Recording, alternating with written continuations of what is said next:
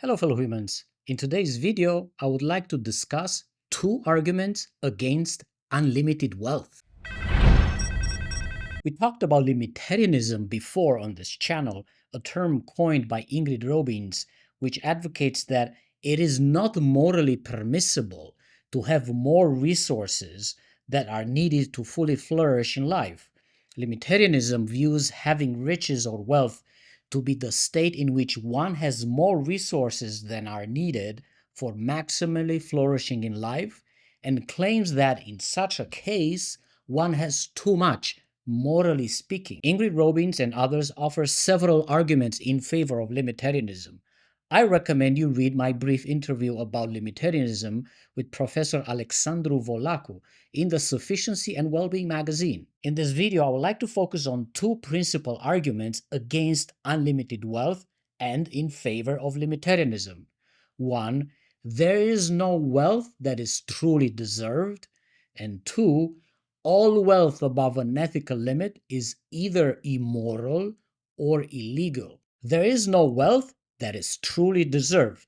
What does it mean to deserve wealth? The common understanding is that if you work hard, if you innovate, if you create something for society, if you make a successful product that people buy, if you are smart and useful to others, then you are entitled to earning rewards for this kind of work.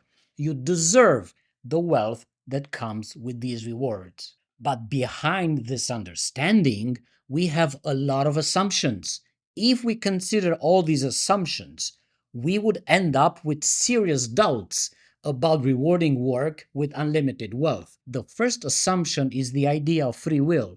Do we actually have free will to make free decisions, to decide what to invent, to decide how to do our work? I'm not going into arguments against free will, which you can read in Robert Sapolsky's book Determined. I'm simply pointing out that free will is an assumption. But if Sapolsky's argument against free will continue to be confirmed by science, as they have been already, then we must deal with the reality that we do not have free will to make decisions. And if we do not have free will, then why should rewards be based on the choices that each individual makes? What if, for the sake of argument, we actually do have free will, meaning we can make free decisions? Then we will still need an argument for why rewards or wealth should be linked to making free decisions, even if they are supposedly beneficial for society.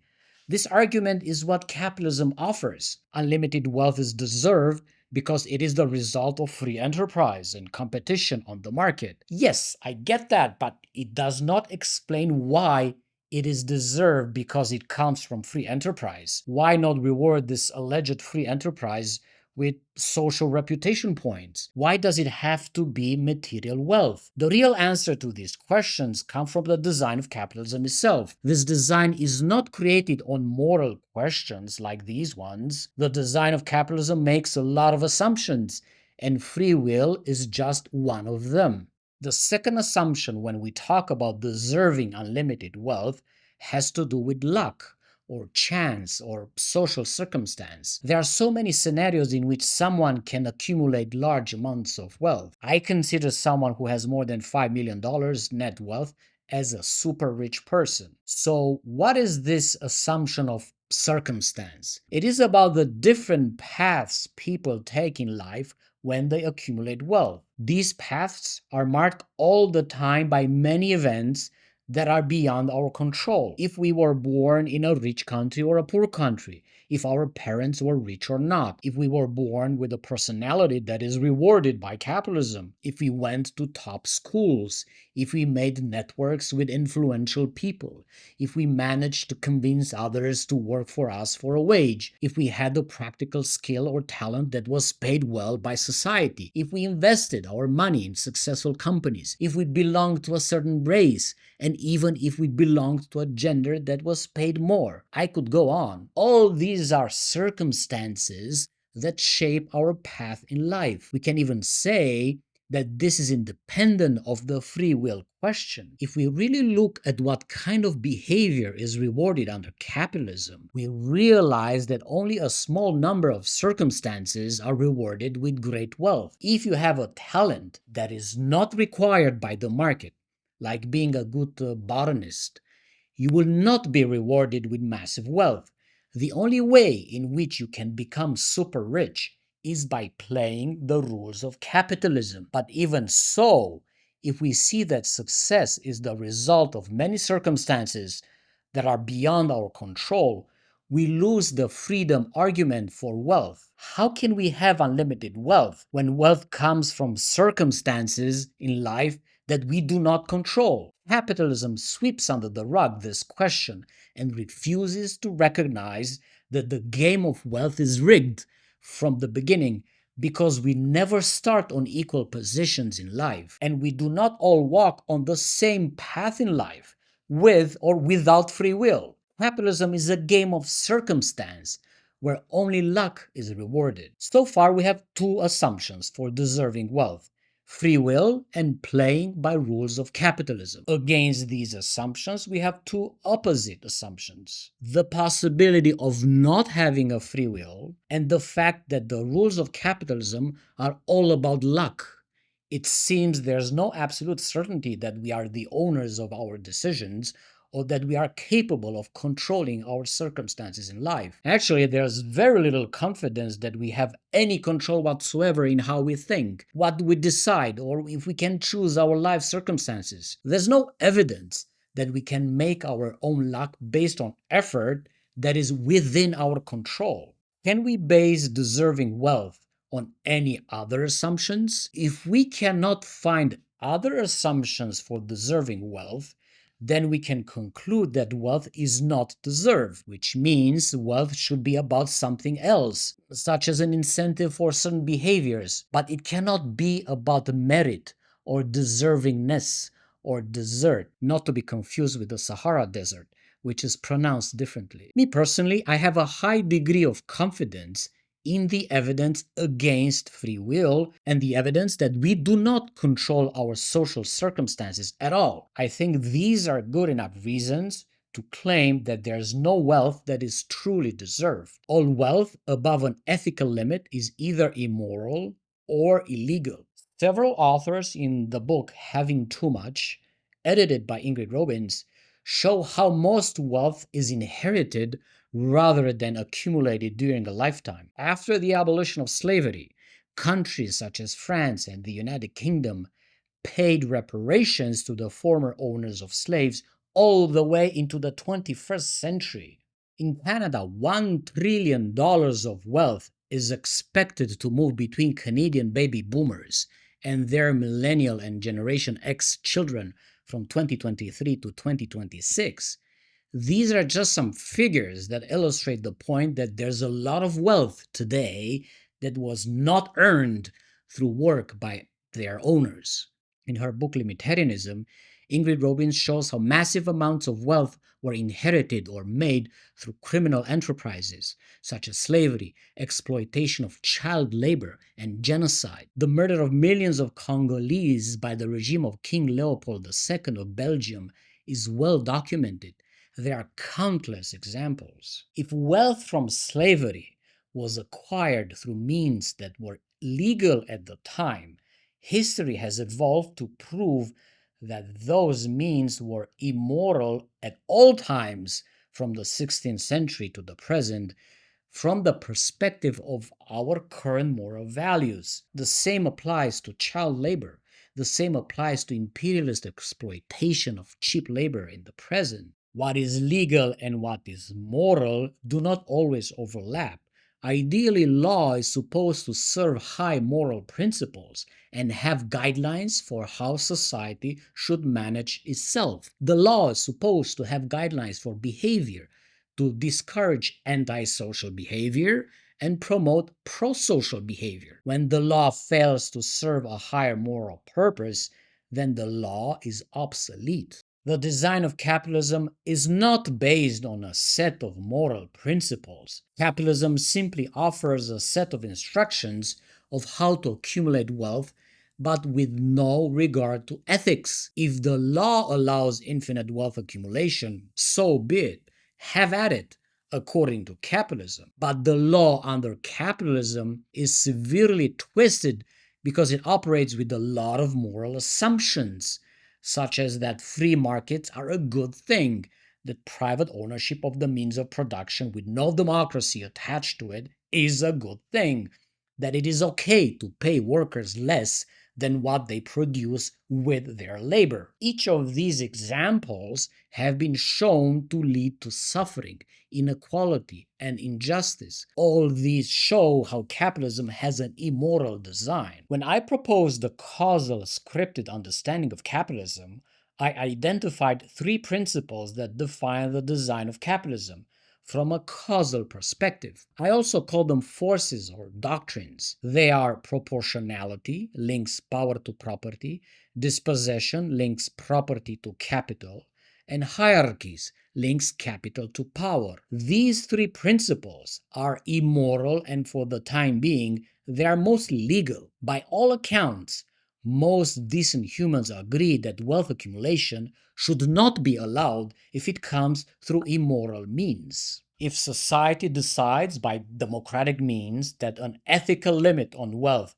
should be $5 million or $10 million, as Ingrid Robbins has alluded to, then all wealth above that ethical limit may be considered immoral. And because it is immoral, it should also be made illegal by creating laws that prohibit infinite wealth accumulation. What to write into these laws is an entirely different conversation, which I will cover in another video. But for the time being, I recommend you Tom Mallison's book, Against Inequality, The Practical and Ethical Case for Abolishing the Super Rich, in which he discusses some practical aspects, such as how we tax the super rich when they hide their wealth in fiscal paradises. I think ethics, which is about practical guidelines for behavior, and morals, which are philosophical principles of conduct and judgment, should have primacy over questions of how practical it is to have a maximum limit on wealth. The practicality of a wealth tax, for example,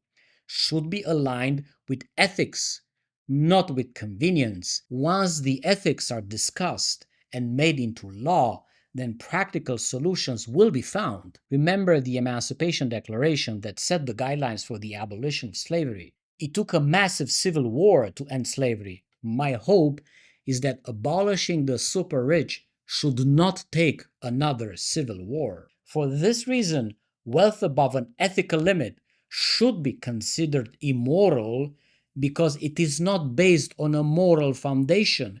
It is based on what capitalism allows. And here are some additional ideas.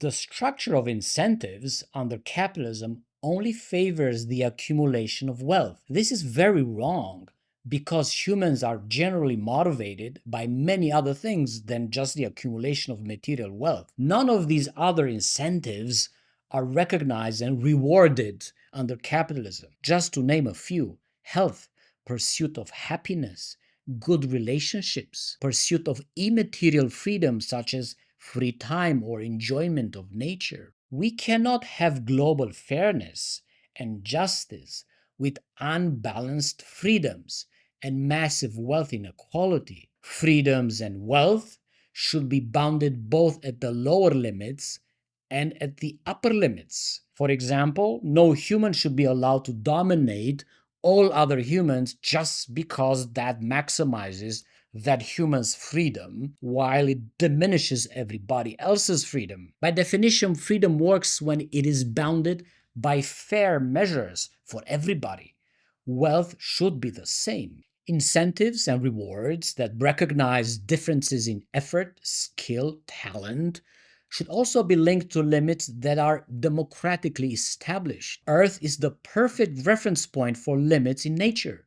Human behavior should align with the limits of Earth, including the incentives and reward systems. We can all still grow as a person by reaching our maximum potential, but this does not mean we should accumulate unlimited wealth by illegal or immoral means. Personal growth has nothing to do with the size of wealth. Often the richest of the rich are the most depraved humans you can find. Here's a typical list of arguments in favor of unlimited wealth. Wealth incentivizes innovation and hard work. We discussed this.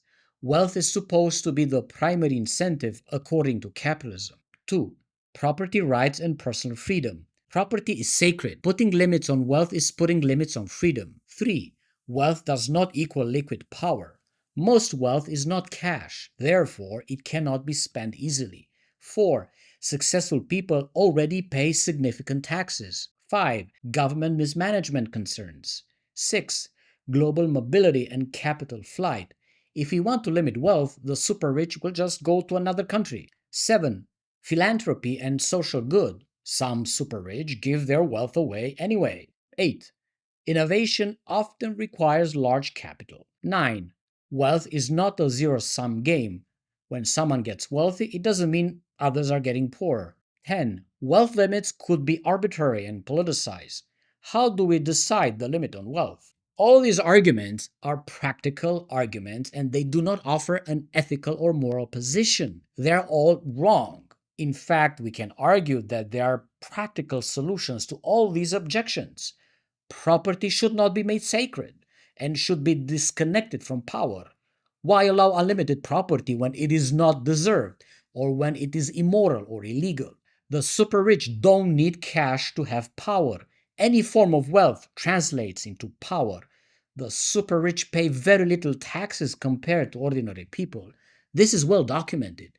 Governments can be made better managers. We could abolish elections and have governments and legislatures selected by qualified lottery. The super rich give very little to charity as a percentage of their wealth. And why should we need charity if we had a just and equitable economic system that is democratic? Innovation can happen also without private capital. Universities do a lot of innovation with public money. We don't need capitalism for innovation. Wealth is a zero-sum game because it involves dispossession. As long as workers are not paid the full value of their work, wealth remains a zero-sum game. Deciding limits on wealth should be a democratic process through citizen assemblies and many people coming together. All of us will decide the ethical limit on wealth. That's how you get legitimacy for new ethics and new laws. Thank you for watching. Please share this video outside YouTube wherever you can find real humans and not robots to help with the organic growth of the revolution. Thank you for supporting me on Patreon and Ko-fi. $5 a month goes a long way, so I really appreciate all your contributions. This research is not possible without your support. Let us replace capitalism with an economy for life. Increase the peace.